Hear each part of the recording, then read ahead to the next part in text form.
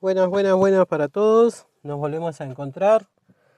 Esta vez es para hablar de uno de los textos de Grondona que habla sobre John Locke. Si bien ya habíamos hablado sobre John Locke, este análisis se vuelca sobre la mirada de Grondona. Así que acompáñenme en un viaje a través de la mente de uno de los filósofos más influyentes en la historia del pensamiento político, John Locke. Locke, un pensador inglés del siglo XVII, es conocido como el padre del liberalismo. Su trabajo no solo sentó las bases para muchas de las democracias modernas, sino que también influyó profundamente en la manera en que entendemos la libertad, la propiedad y el gobierno. Para comprender plenamente su legado, vamos a desglosar sus ideas punto por punto, explorando sus conceptos, el contexto en el que escribió y comparándolo con otros filósofos clave de su tiempo. Locke vivió en un periodo de gran agitación política en Inglaterra. Fue testigo de las guerras civiles inglesas, la ejecución del rey Carlos I y la posterior restauración de la monarquía.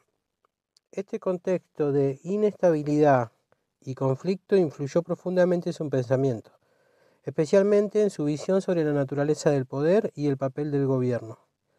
Locke estaba preocupado por cómo proteger los derechos de los individuos frente a la tiranía, y sus ideas fueron un intento de responder a estas cuestiones fundamentales. Imagínense un mundo antes de la existencia de gobiernos, un estado en el que las personas viven libres e iguales, sin leyes ni autoridades que los gobiernen. Esto es lo que Locke llama el estado de naturaleza. En este estado, los individuos tienen derechos naturales como la vida, la libertad y la propiedad, pero estos derechos no están garantizados, ya que en ausencia de un gobierno, cada persona es responsable de proteger sus propios derechos. La ley natural, según Locke, es una ley de la razón. Dicta que nadie debería dañar a otro en su vida, salud, libertad o posesiones. Este principio es universal y está al alcance de todos, porque todos los seres humanos son capaces de razonar. Por ejemplo, imagínense un grupo de personas que naufragan en una isla desierta sin un gobierno que los guíe y deben depender de su sentido común y su razón para coexistir pacíficamente. Naturalmente, cada uno va a respetar la vida y las pertenencias de los demás, ya que entienden que esto es necesario para vivir en armonía. Aunque el estado de naturaleza permite la libertad, también es precario. Sin una autoridad para resolver disputas o castigar a los infractores, la paz es frágil. Y acá es donde Locke introduce la idea del contrato social. Los individuos, reconociendo las desventajas de vivir sin gobierno, acuerdan formar una sociedad política. Este acuerdo o contrato social es voluntario y tiene como objetivo proteger los derechos naturales de las personas. El poder del gobierno entonces no es absoluto, se basa en el consentimiento de los gobernados y está limitado por la necesidad de proteger los derechos de los individuos. Si el gobierno falla en esta tarea, los ciudadanos tienen el derecho de rebelarse y establecer un nuevo gobierno que sí cumpla con su propósito. Por ejemplo, piensen en una comunidad rural que decide organizarse para resolver disputas sobre el uso del agua. Todos acuerdan formar un consejo al que le otorgan la autoridad para mediar en estos conflictos. Y este consejo solo tiene el poder que le han dado los habitantes. Y si abusa de ese poder, la comunidad tiene el derecho de disolverlo y crear uno nuevo. Para Locke, la propiedad privada es un derecho natural, que se origina cuando un individuo mezcla su trabajo con recursos naturales. Por ejemplo, si alguien trabaja la tierra y la cultiva, esa tierra se convierte en su propiedad. Este derecho, sin embargo, no es limitado. Locke argumenta que una persona no debe tomar más de lo que puede usar y debe dejar suficiente para los demás. La propiedad privada no solo beneficia al individuo, sino que también es fundamental para la prosperidad de la sociedad.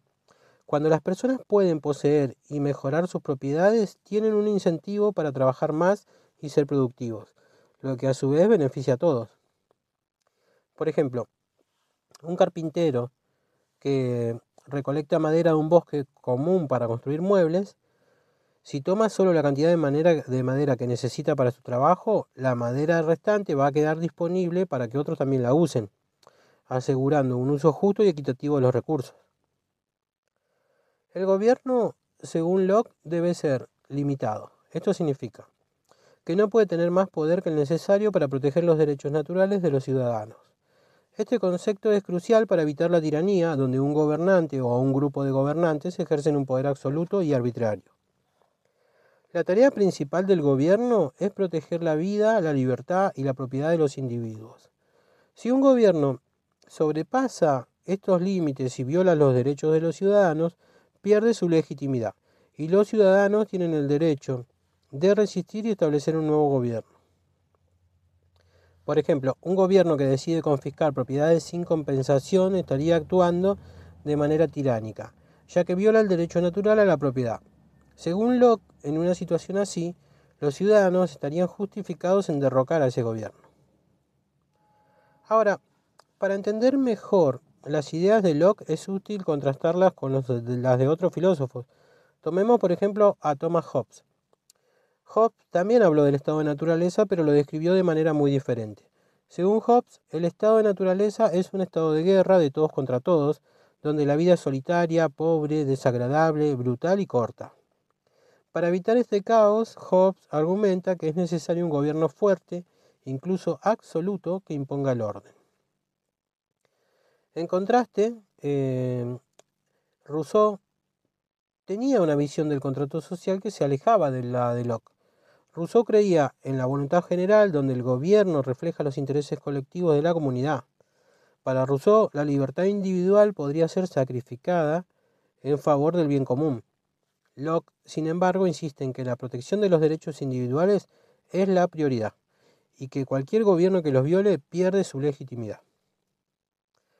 John Locke nos ofrece una visión de un gobierno que no solo es necesario para proteger la libertad y la propiedad, sino que también debe ser limitado para evitar la tiranía. Sus ideas fueron moldeando las democracias modernas, donde el poder del gobierno está restringido por leyes y constituciones que protegen los derechos fundamentales de los ciudadanos.